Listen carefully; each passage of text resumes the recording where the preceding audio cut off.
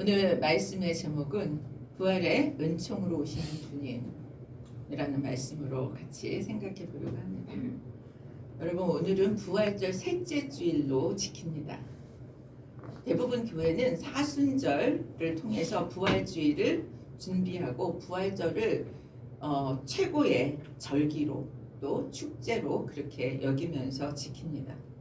부활절 후에 교회의 부활절 절기가 끝나는 것이 아니라 계속해서 둘째 주일, 부활절 후 셋째 주일, 넷째 주일, 그래서 50일까지 부활절 후에 주일을 지키게 되어집니다.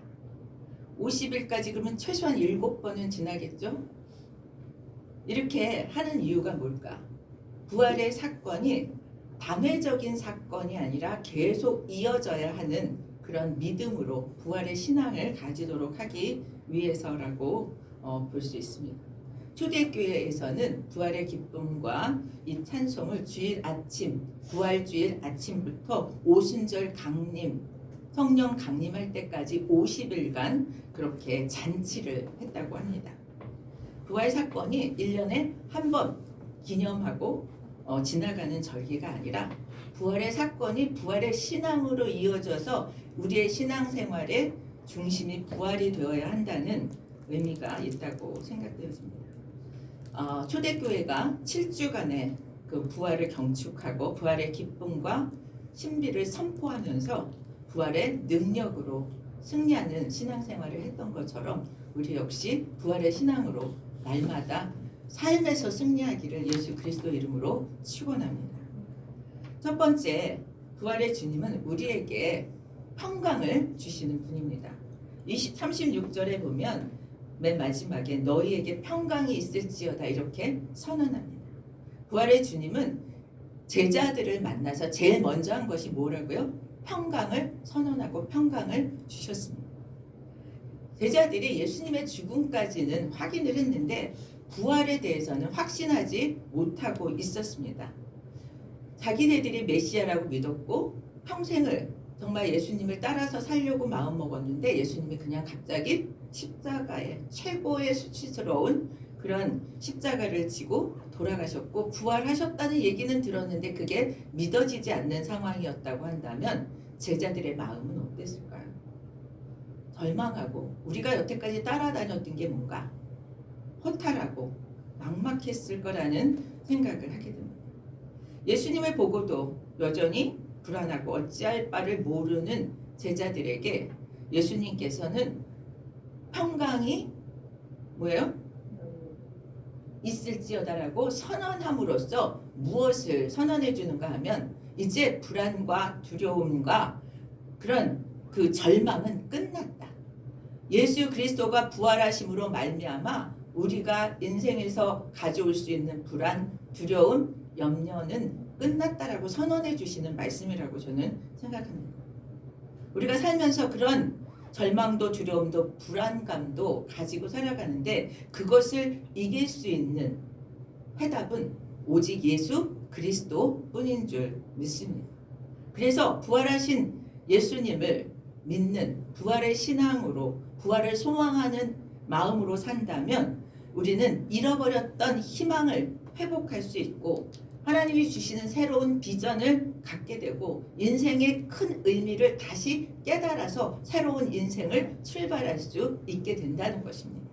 그래서 정말 낙심하고 좌절하고 힘들었던 그런 정말 자기 인생이 망해버렸다라고 생각하는 사람들이 회복하고 새로운 인생을 멋지게 살아나는 사람들은 부활의 신앙으로부터 출발했다라고 하는 것을 우리는 너무 많은 간증들과 또 이야기들을 통해서 보고 있습니다. 주님의 부활로 이미 사탄의 권세는 뭐예요? 결박되었고 우리를 묶어있던 죄의 사슬은 끊어진 줄 믿습니다. 그것이 자유입니다. 이제 더 이상 우리는 흔들리지 않는 최종 승리를 누리는 자가 누리는 평강이 우리에게 임했다라고 선언해 주시는 말씀을 믿음으로 받기를 축복합니다.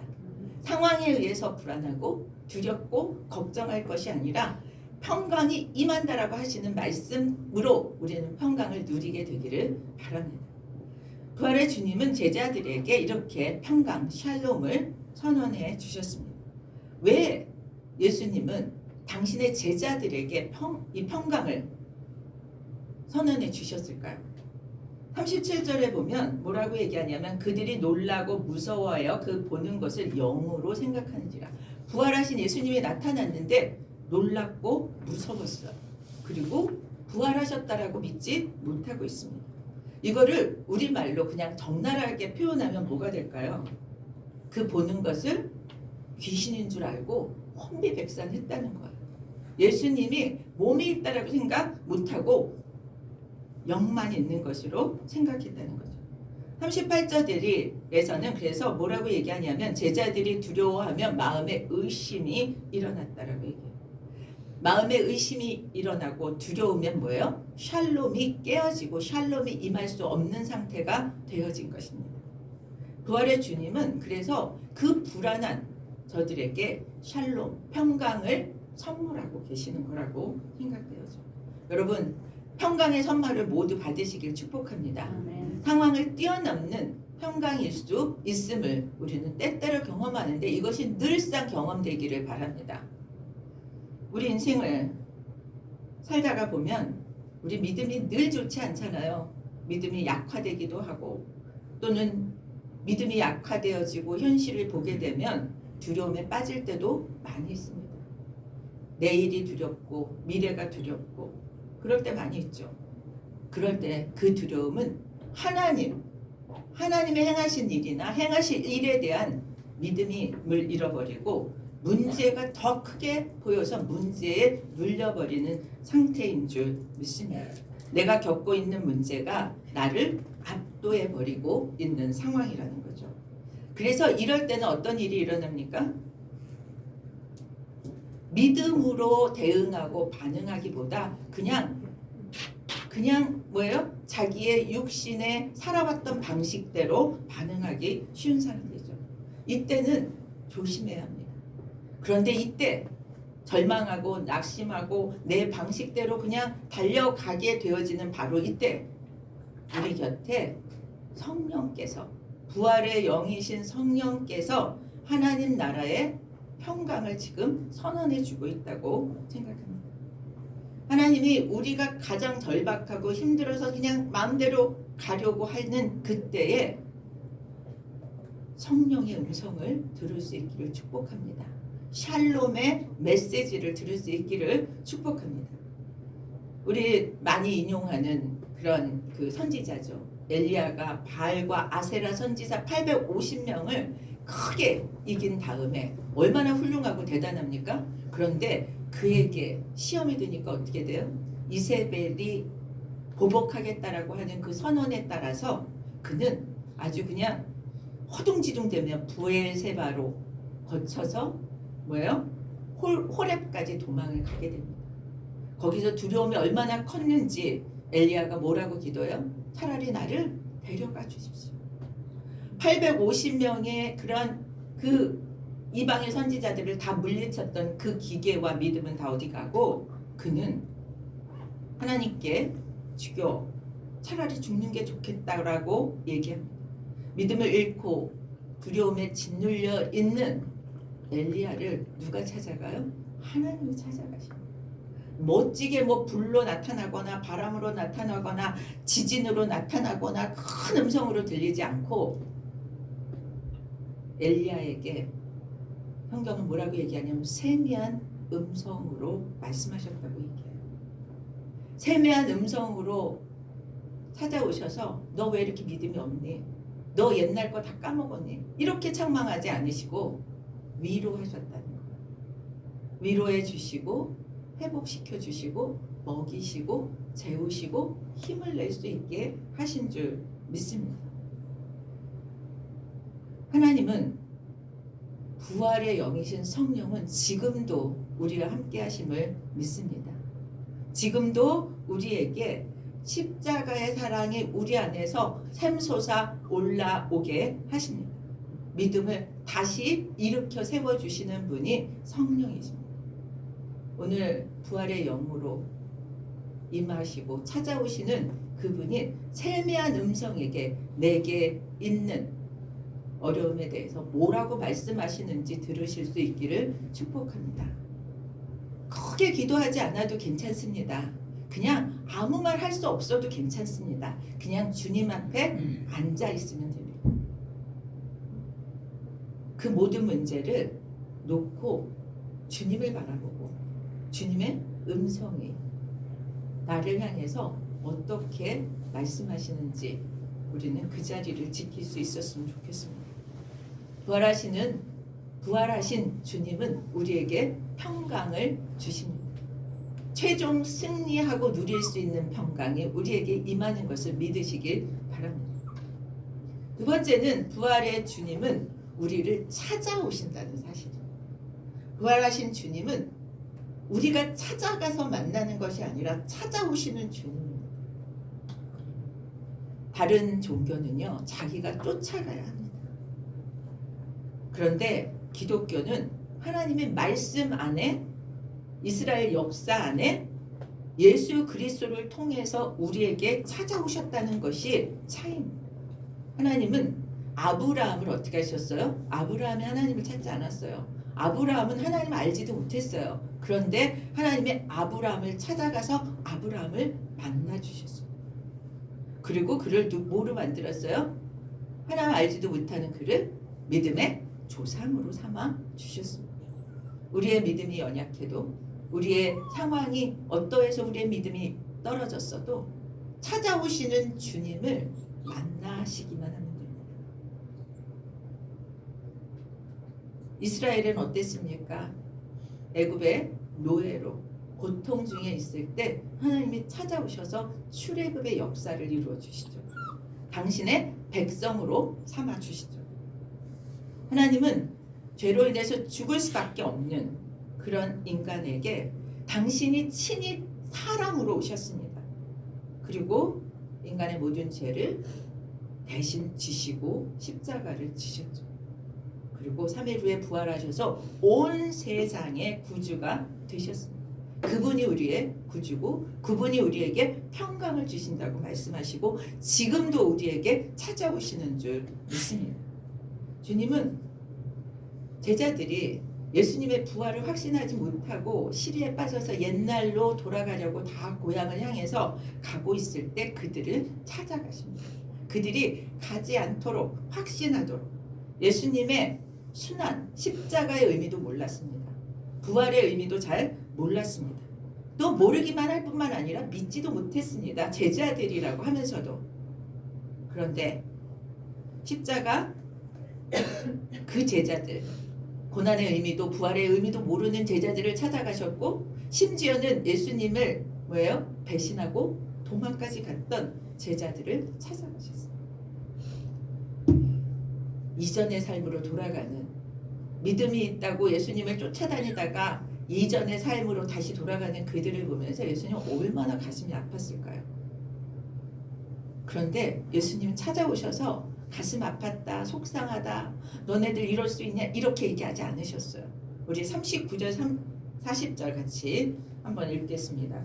39절 내 손과 발을 보고 나인 줄 알라. 또 나를 만져보라. 영은 살과 뼈가 없으되 너희 보는 바와 같이 나는 있느니라. 이 말씀을 하시고 손과 발을 보이시나. 예. 하나님은 예수님이 참 구차하기까지 해요. 손과 발을 보여주면서 만져봐서라도 믿으라고. 하나님이 그럴 이유가 없어요, 우리한테. 그런데 어떻게 해서라도 부활을 제대로 경험할 수 있도록 그렇게 확인시켜 주십니다. 예수님의 손과 발은 흉터가 나 있었습니다. 그것이 부활하신 새로운 몸이셨던 거죠. 우리도 부활하면 뭐예요? 영원히 사는 것이 아니라 육체의 부활로 영원히 살게 될 것을 믿으시기 축복합니다. 예수와 제자들이 한 이야기를 통해서 우리는 제자들이 예수의 부활 사건에 대해서 소문은 들었지만 믿음이 없었다는 것을 보게 됩니다. 그래서 그 믿음을 갖게 해주려고 예수님 찾아오셔서 만져라, 넣어봐라 까지 하는 거죠. 예수님은 제자들을 찾아가서 거기서 보여주는 것으로 그치지 않고 성경 말씀의 예언들을 다 설명해 줍니다. 그래서 그 예언이 다 실현되고 있지 않느냐. 그게 바로 나다라고 하는 얘기를 하고 계세요. 믿음에 잘 따라가다 지금 옛날로 다시 돌아가려고 하는 우리 교회의 부흥을 간절히 원하시는 것 같습니다. 정말 그 옛날로 돌아가려는 그들에게 어떻게 해서든지 지금 회복시키려고 하는 그런 노력을 지금 예수님이 하고 계시죠. 제자들만 믿음이 있다가 뭐예요? 되돌아가려는 모습을 보일까요? 우리 인생의 순간순간에서 우리는 믿음이 자라는 것 같다가 또 밀려나기도 하고 또 하나님을 사랑한다고 고백하고 뜨겁게 사랑하다가 또 그 사랑에 또 실패하기도 하고 하나님께 충성하겠다고 하다가 또 충성하지 못하고 제 갈 길로 가기도 합니다. 내 인생이 내가 원하는 대로 되지 않을 때 우리는 믿음의 많은 시험들을 만나게 됩니다. 사랑하는 가족과 친지들이 어려움을 겪을 때 하나님 어떻게 이루실 수 있느냐고 하는 그런 믿음의 실패를 경험하기도 합니다. 또 자신은 어떻습니까? 정말 하나님 앞에서 거룩해지겠다고 다짐을 하지만 정말 넘어지고 성숙해 하지 못하고 그렇게 연약한 우리 자신을 보면서 얼마나 우리는 또 낙심하는지 모릅니다. 그런데 저는 너무 좋습니다. 왜냐하면 그러한 우리를 혼내시지 않으죠. 찾아오셔서 혼내려고 하는 목적이 아니시라는 거예요. 위로하고 힘주고 다시 힘을 내라고 손을 잡아주시기 오시는 거예요. 이사야 49장 15절의 말씀을 보면 뭐라고 되어 있습니까? 여인이 어찌 그 젖먹는 자식을 잊겠으며 자기 태에서 난 아들을 긍휼히 여기지 않겠느냐. 그들은 혹시 잊을지라도 나는 너를 잊지 아니할 것이고. 젖을 먹이는 어머니는 아이를 잊을래야 잊을 수가 없습니다. 절대로 잊을 수가 없습니다. 육체적인 그런 그 조건으로도 잊을 수 없습니다. 그런데 주님은 뭐라고 얘기해요? 그들보다 더 잊지 않는다고 말씀하세요. 아이 신생아를 보면 어때요? 먹이는데 1시간 잠깐 재워놓으면 또 금방 일어나서 또 먹겠다고 그러고 기저귀 갈고 그러면 내내 아이와 같이 있어야 되잖아요. 그렇죠? 잠깐 동안 애가 잠깐 동안 잘 동안 잠깐 잊을지 몰라요. 그런데 주님은 그것보다 훨씬 더 우리를 잊지 않는다고 말씀합니다. 절대로 잊지 않고 찾아오시는 주님. 우리의 형편이 어떠하든지 우리의 태도가 어떠하든지 관계없이 찾아와서 손 내미시고 위로하시고 품어주시고 안아주십니다. 믿음에서 실패한 제자들을 찾아오셨죠. 그리고 샬롬이라고 그들을 평강을 주면서 믿음을 회복시키시죠.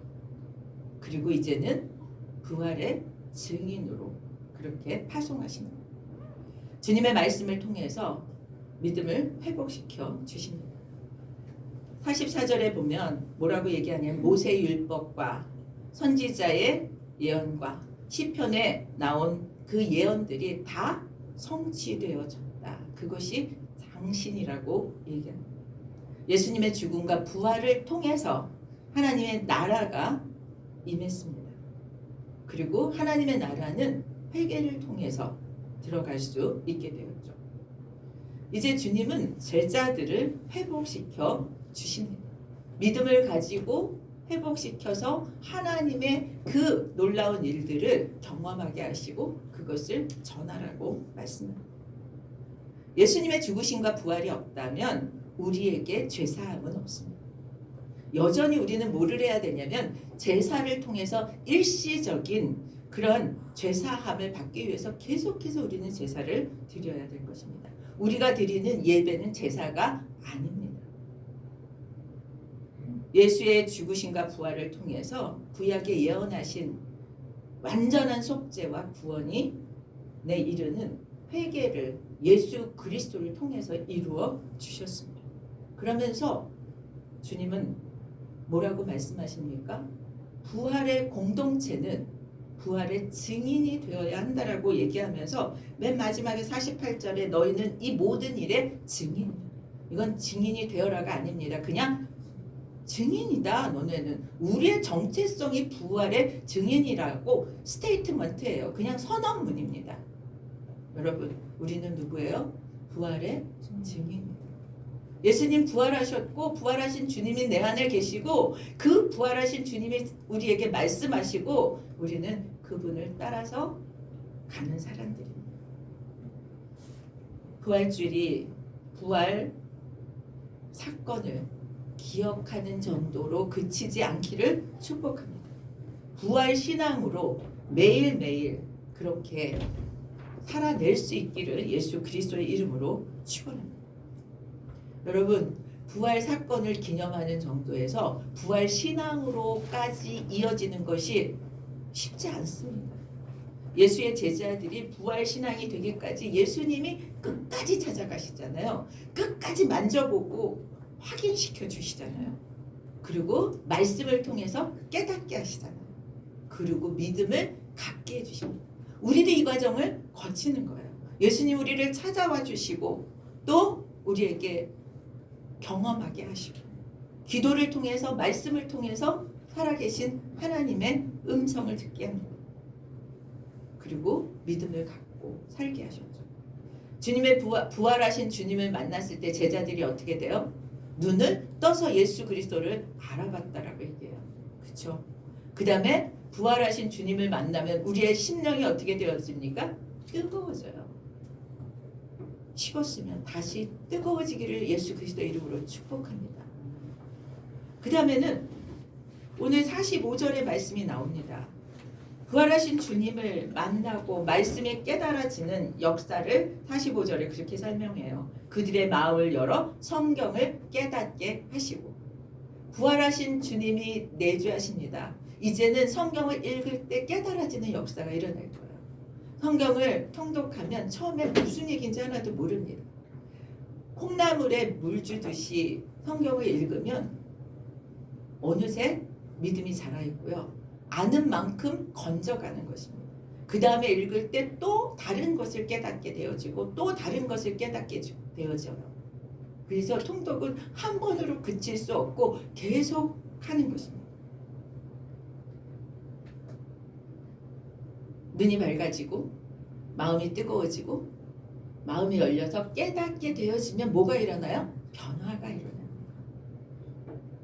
제자들은 앞에서 얘기했던 두렵고 불안하고 의심하고 혼란스러웠던 마음이 믿음이 회복되어지면서 그런 것들이 다 사라지게 되어집니다. 부활신앙을 가지면 어떤 일이 일어나요? 능력 있는 제자의 삶을 살게 되어집니다. 부활신앙을 가지고 나서 제자들이 완전히 달라지고 다른 인생을 살게 되잖아요. 그래서 히브리서 11장 3절에는 제자들에 대해서 뭐라고 얘기하냐면 세상이 감당할 수 없는 자라고 얘기해요. 여러분, 세상이 감당할 수 없는 분들인 줄 믿으시기 바랍니다. 왜냐하면 부활신앙으로 복음의 능력으로 살아가는 사람들이 되었기 때문이에요. 사도행전 5장 41절에는 사도들은 그 이름을 위하여 능력받는 일에 합당한 자로 여기심을 기뻐하면서 공회를 떠났다. 예수의 이름을 위해서 고난받는 것이 뭐예요? 나는 마땅하다라고 여길 수 있는 사람이 됐다라는 거예요. 우리가 주님에 대해서 어떤 태도를 가질 것인가까지 얘기하고 있습니다. 어떻게 두려워하고 무서워하고 의심했던 그들이 그렇게 달라질 수 있었을까요? 어떻게 그들이 달라질 수 있었을까요? 그들에게 믿음이 회복되었기 때문이죠. 그런데 그 믿음은 어떻게 회복되었냐는 거예요. 믿음을 회복하는 것은 44절에 모세 율법과 선지자의 글과 시편에 기록된 예언의 말씀이 실현된 걸 보면서 믿음이 회복되었습니다. 성령께서 우리 안에서 하나님의 말씀을 깨닫게 하실 줄 믿습니다. 성령님의 역사가 우리의 믿음을 공고하게 만들어줘요. 우리 안에 성령이 이미 거하십니다. 이제 말씀을 읽을 때 성령의 역사가 일어나기를 축복합니다. 지금 이 모든 일의 증인이라고 선언하는 것을 통해서 예수님이 하시는 말씀은 뭐냐면 우리의 믿음이 회복이 일어난 것을 우리 안에서 그치지 말라는 거예요. 나의 회복에서만 만족하지 말라고 얘기합니다. 우리의 믿음을 회복시킨 이유는 회복돼야 될 많은 사람들이 회복될 수 있도록 우리가 만난 부활의 주님을 증거하라고 얘기합니다. 내게 주신 은혜가 내 안에만 머물지 않고 우리의 가정, 직장, 교회, 세상으로 흘러보내는 사람들이 되기를 축복합니다. 이것을 우리는 복의 통로라고 얘기하죠. 증인의 삶입니다. 증인은 본 것, 경험한 것을 이야기합니다. 증인이 되기 위해서는 학위가 필요하지 않습니다. 기술이 필요하지 않습니다. 그냥 내가 경험한 것, 깨달은 것 나누면 되었습니다. 내게 주신 은혜, 나를 회복시키신 은혜, 내가 깨달은 말씀을 나누는 것이 증인의 삶입니다. 과장할 필요도 없습니다. 부활의 주님이 내 안에 살아계시고 부활의 주님이 나를 만나주시고 내가 절망 가운데 있을 때 나를 건져주시는 주님을 자랑할 수 있게 되기를 축복합니다. 이 세상은 부활의 증인들이 필요합니다. 이 세상은 죄악과 불의와 부정과 부패가 너무나 흘러넘치고 있습니다. 그곳에 부활의 주님이 필요합니다. 어린아이들로부터 시작해서 노년에 이르는 사람들을 다 보면 상한 심령들이 너무 많습니다. 정서적으로, 현실적으로 문제들로 인해서 상하고 아픈 사람들이 너무 많습니다. 세상에는 도덕과 윤리가 이제 더 이상 작동하지 않는 그런 세상처럼 되어버렸습니다. 그래서 잘못된 삶을 살아가는데도 그것에 대한 가책이나 부끄러움이 없는 그런 세상이 되어버린 것 같아서 참 안타깝습니다. 그거에 대한 해답을 우리가 줄 수 없습니다. 예수 그리스도가 인생의 답이고 역사의 답이라는 생각을 하게 됩니다. 왜냐하면 그 예수 그리스도의 부활하신 주님이 가르치는 것들을 통해서 우리가 그 사회를 우리 자신들을 변화시켜 갈 수 있기 때문에 그렇습니다. 고린도전서를 15장을 부활장이라고 얘기합니다. 그 부활장에 58절에 그렇게 되어 있습니다. 그러므로 내 사랑하는 형제들아 견실하며 흔들리지 말고 항상 주의 일에 더욱 힘쓰는 자들이 되라. 이는 너희 수고가 주 안에서 헛되지 않은 줄 알미라. 견실하며 흔들리지 않으며 항상 주의 일에 힘쓰는 자로 사는 것이 부활 신앙의 삶이라고 얘기할 수 있습니다. 한 예화를 끝으로 말씀을 맺겠습니다. 실제로 있었던 일이라고 합니다. 스칸디나비아에 페드로라고 하는 한 어부가 있었다고 합니다. 그 어부가 어느 날 자기 아들과 함께 고기잡이를 나섰습니다. 근데 그날 너무나 폭풍우가 심해서 그냥 배가 막 흔들리고 정말 죽을 지경이 되었고 표류하게 되었다고 합니다. 칠흑 같은 밤에 페드로는 파도와 싸우고 방향을 잡지 못하고 있었는데 먼 곳에서 강한 불길이 솟구쳤습니다. 불길이 솟구쳤다는 얘기는 뭐예요? 그곳이 육지라는 뜻이죠. 그래서 죽을 힘을 다해서 그곳을 향해서 노를 저어서 도달했습니다. 그곳에 도착해 보니까 그곳이 자기가 사는 마을이었답니다. 그런데 아내가 나와서 남편을 보면서 막 울면서 우리 집에 불이 났다고. 그래서 살림살이가 다 타버렸다고. 어떻게 하면 좋냐고 자기 잘못이라고. 그리고 막 통곡을 하고 울었답니다. 그 베드로는 자기 집에서 타는 불빛을 보고 집으로 돌아올 수 있었습니다. 그래서 아내를 껴안으면서 말했대요. 고맙다고. 당신의 실수로 불이 난 그것 때문에 나와 아들이 살게 되었다. 불기둥이 없었으면 모두 침몰해서 돌아올 수 없었을 것이라고 얘기했대요. 그 불길은 아내의 입장에서만 보면 뭐예요? 다 태워서 너무너무 잘못한 일이었지만 전체의 입장에서 보면 뭐예요? 생명의 불기둥이었습니다. 예수 그리스도의 십자가가 그런 십자가였습니다. 주님의 부활은 이 어둠의 세상에 생명의 불기둥이 되는 줄 믿습니다. 우리가 바라보고 가야 할 곳은 주님의 십자가와 부활뿐이라고 하는 거예요. 그것이 생명의 길이라고 하는 것을 오늘 깨닫기를 축복합니다. 부활의 주님이 영생의 불기둥이 되어서 우리를 이끌어 가시는 줄 믿습니다. 부활을 목격한 제자들이 달라진 인생을 살았던 것처럼 우리도 부활 사건이 부활의 신앙으로 그렇게 우리의 신앙을 갖추게 되므로 부활의 증인이라고 하는 그 정체성을 실천해 갈 수 있기를 예수 그리스도의 이름으로 축원드립니다. 우리 다 함께 일어나서 615장 찬양하겠습니다.